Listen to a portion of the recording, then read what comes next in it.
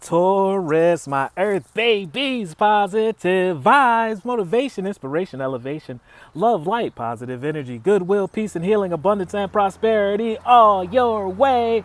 Please like, share, comment, and subscribe if this page has been a blessing to you. Check out my LinkTree. Link is in the bio. I do have some special treats there for you. Your word of the day is returning to heart. What is the contents? What is the lyrics of your heart? What is your heart telling you to do?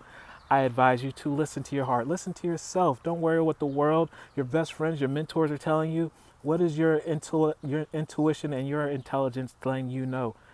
Your own beat of your own heart, it has its own rhythm, it has its own drum, it has its own pace. Go by your pace. Make sure you align yourself with your energy before you try to align yourself with the world. The world has so many energies out here. Be true to yourself. You're original. Stay that way, and we do love you for your originality. I breathe light and stick to the essentials of my soul. In the present moment, I calm my thoughts. I focus on my heart and find a space to be where light and greatness are. And I find peace and inner silence there. Love one another. Be kind to one another. Love yourself. I love you too.